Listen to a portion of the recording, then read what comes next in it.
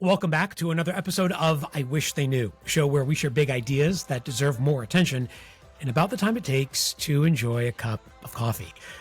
I'm Joe Hirsch. Today's wish comes from Wes Adams.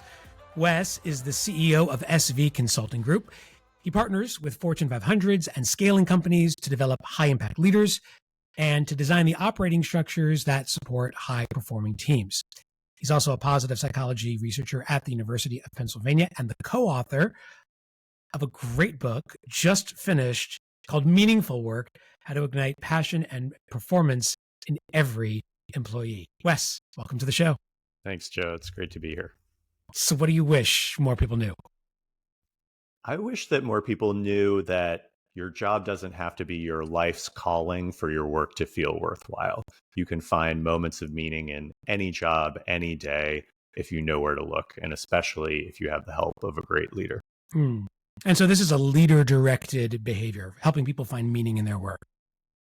Yeah, well, what we found in our research was actually that leaders account for about half of how meaningful we find our work. So there's a ton of literature out there around how do I find a more meaningful job, or how do I find purpose, right? But there's this huge component of it that really hasn't been addressed until now. That's about how do we as leaders help people find meaning in their work, because that gets us all of the things that everyone wants: more engagement, job satisfaction, well-being at the employee level, higher performing teams, organizations that are more innovative, resilient, and increased profit and bottom line revenue. You hear a lot from Gen Z that they're strongly interested in purpose-driven work.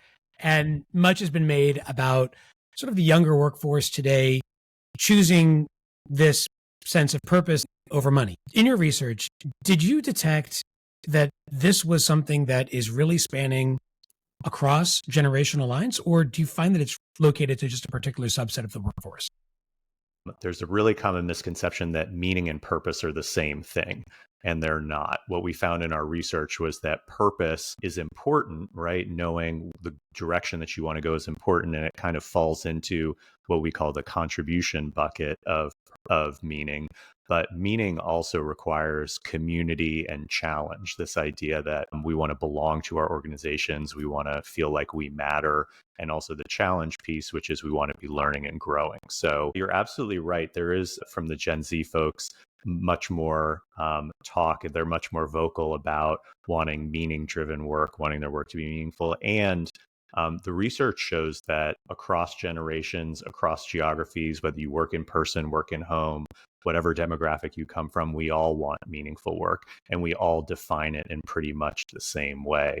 And so the younger folks may be a little bit more vocal about it, but this is something that everyone is after.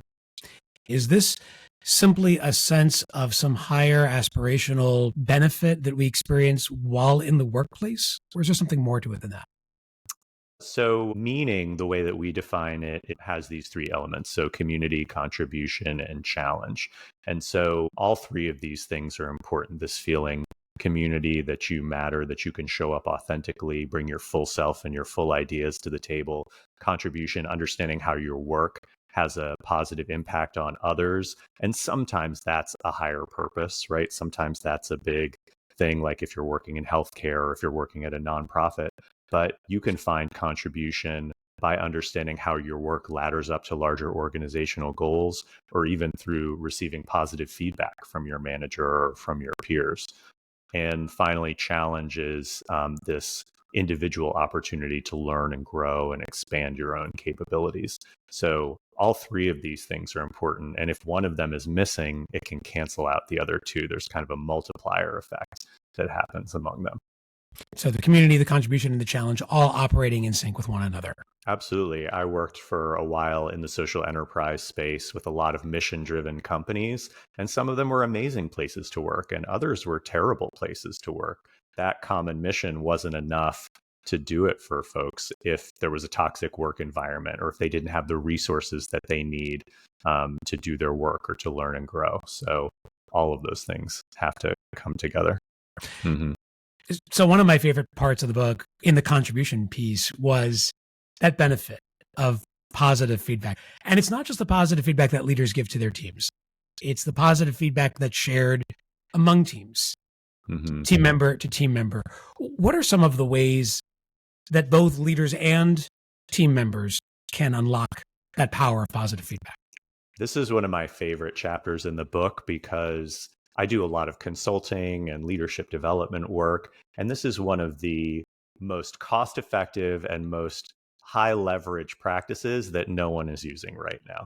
Every time I give a workshop on this or I talk to leaders about this, they're like, oh, yeah, that sounds great, but I'm not doing it. Or we're not doing it. We never tell each other good job or thank you, or we forget to do that because we're busy, or, oh, it would feel disingenuous if I did that all the time, if I was constantly thanking people for the work that they were doing.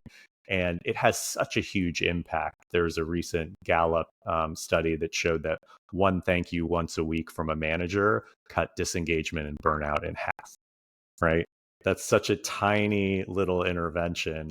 And that same study showed less than 40% of people thought that they were appropriately recognized for their work. So, huge opportunity there. And I think one of the best ways to leverage that is not just for managers to do that, but to create these systems of peer feedback, peer positive feedback. And so there are organizations like 15Five, which is a performance management develops performance management software, and they've built in these things called high fives where you can call out somebody for something that they're doing well and a specific strength that they showed. And it goes into a feed where everyone in the organization can see it. And so like you might be doing that for somebody on another team, or somebody else's manager might do that for you or whatever. And it not only gives the benefit of you receiving that, but you're also seeing it across the organization. It's creating a culture of positive feedback, which is really powerful.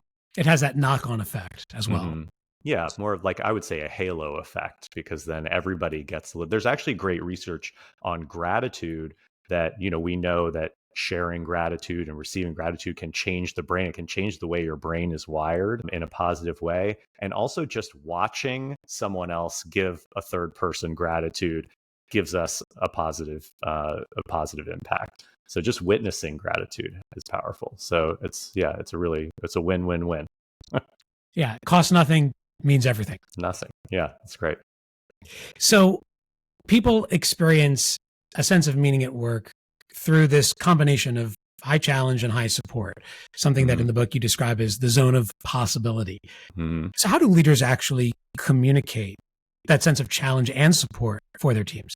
Yeah, so this is what lives in the challenge bucket, right? And what we found was having high expectations, giving people stretch opportunities, pushing them to grow is part of a leader's job. But at the same time, they also need to support people in their efforts. You can't just push people out of the nest and hope that they fly. You need to give them the tools, the resources, teach them a little bit, coach them to make sure that they can actually achieve that. So you want them to be in the zone of optimal challenge, right? The zone of possibility. And, there's research that I think you're familiar with on explicitly telling people that, right? Like, I'm giving you this assignment because I have high expectations of you and I know that you can achieve them, or I'm giving you this feedback because the Post-it note feedback. Yeah, absolutely. And, other ways to do that, an organization that we studied called Juniper Networks, which provides some cloud computing infrastructure, they have a quarterly thing called conversation days. And this is a one-on-one between managers and their direct reports that's really about looking back, like, what did you accomplish over the last quarter? Looking forward, what do you want to accomplish? How do you want to learn and grow? And then how can I help you do that? Let's have a conversation about how we can maybe give you some more assignments over here, or I can, talk to you or connect you with somebody who might be able to teach you about this thing that you want to learn about, or if you want to move into this part of the organization. So they have actually a very structured way to provide both these opportunities for challenge and the support that leaders are going to give them together. And it's a very empowering approach because it builds that sense of agency, that sense of autonomy that everyone wants to feel at work. Yeah, nothing that kills meaning faster than micromanagement. Totally. Absolutely. For leaders who are looking to be those meaning makers for everyone around them, I suspect that there are times when they may need to do a bit of that themselves. Hmm. So what are some of the ways that leaders can fill their own meaning buckets and restore and reinforce for themselves the things that really matter most? Yeah. I'll say two things about that. One, helping someone else find meaning very often helps you find meaning as well. So it can be a powerful win-win there. Um, and, I've just gone through this very busy period where I've written and launched a book and, I'm doing my regular work and have all of these other things. And we often get so busy in the day to day that we forget to take a step back and think about what parts of it are good, what parts of it are meaningful to us. And so, a practice that I've gotten in the habit of is at the end of the day to kind of take a step back and ask myself, what's a moment today that I appreciated? Did I impact someone? Did I have a great conversation with someone and just connect with them? Did I get positive feedback on my work? Did I learn something today? Just reflecting on the events of the day and picking one thing that I found meaningful in one of those three buckets can really help get our brains in the practice of looking for those things. Yeah. And sort of looking at your own strengths and successes is a Mhm. good way to do the same when you look at someone else. Yeah, absolutely. And sharing your stories as well Right. can be really powerful. This is something we talk about in the book too. When I share my meaningful moment with you, you get a little bit of a halo effect from that, but it can also help you think about your day or your work in a different way and maybe see some connections or opportunities there that you might have missed. So I think it's a practice like storytelling around these moments of meaning is very powerful. It becomes much more personal and much more purposeful. You got it. Yeah. The book is Meaningful Work, and one of the two authors, and this was a meaningful conversation that we had together today, is Wes Adams. Wes, thanks for sharing your wish with us today. Thanks, Joe. I appreciate you having me.